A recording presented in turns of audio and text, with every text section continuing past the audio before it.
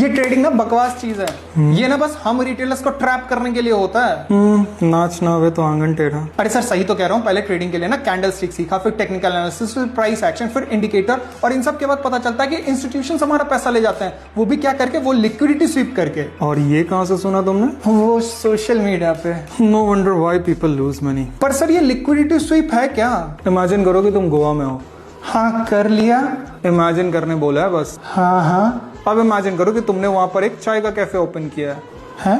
गोवा जाकर चाय कौन पीता है? अब सपोज तुम्हारे चाय की कॉस्ट 100 रुपीज पर कप है और तुम्हें दिन के 1000 कप्स बेचने हैं। सर एक तो वो गोवा, ऊपर से चाय, और वो भी 1000 कप। 100 की कप ना 20 में बेचूंगा ना, तब जाके मुश्किल से बिकेगी। चलो तुम्हारे लिए इजी कर देते हैं। अब सपोज करो कि तुमने वही कैफे कोई कॉर्पोरेट ऑफिस वाले प्लेस पर खोला है, लाइक गुड़गांव या बैंगलोर। अरे सर तब तो 1000 का मैं तो 2000 कप सेल कर दूं, वो भी 100 रुपीज के प्राइस पर ही। अच्छा, और ऐसा क्यों होगा? अरे सर कॉर्पोरेट वालों का ना डोपामिन ही चाय से स्पाइक होता है। मतलब यहाँ पर चाय पीने वाले ज्यादा है ना एज कम्पेयर टू गोवा, तो इजिली सेल कर सकता हूँ। एग्जैक्टली, और इसी को कहते हैं लिक्विडिटी। मतलब ऐसी जगह जहां तुम्हारे ऑर्डर्स इजिली फुलफिल हो जाएं। तो मतलब मार्केट में भी ऐसा होता है? हाँ, ऐसी जगह जहां पर बायर्स एंड सेलर्स ज्यादा हो, जहां पर तुम्हारे ऑर्डर्स इजिली एग्जीक्यूट हो जाएं जिस प्राइस पर तुम चाहो उस प्राइस पर, ना कि 1000 कप्स की ऑर्डर को फुलफिल करने के लिए 100 की चीज 20 पर बेचनी पड़े। पर सर मेरे ऑर्डर्स तो हर जगह एग्जीक्यूट हो जाते हैं। KRK और SRK में ना फर्क होता है।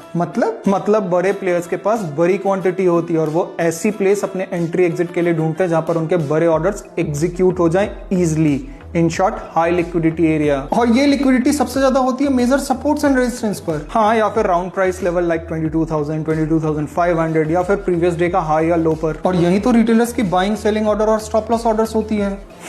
ये लिक्विडिटी तो समझ में आ गया, पर ये लिक्विडिटी स्वीप क्या है? ये है लिक्विडिटी स्वीप। बिग प्लेयर्स का मोटो होता है कि इस सपोर्ट पर इनफ सेलर्स को लाना, सो दैट वो अपने बाइंग ऑर्डर्स को एग्जीक्यूट कर पाए। और अगर इनफ सेलर्स नहीं होते हैं तो वो उस प्राइस को और नीचे लाते हैं और पैनिक क्रिएट करते हैं, और फिर वो अपने बाइंग ऑर्डर्स को फुलफिल करते हैं। और सेम होता है रेजिस्टेंस पर भी, लाइक यहाँ पे बैंक निफ्टी में देख सकते हो। अब समझा, मेरा स्टॉप लॉस हिट होते ही मेरी डायरेक्शन में वापस कैसे चला जाता है मार्केट। पर सर ये तो रिटेलर्स को ट्रैप करना ही हुआ ना।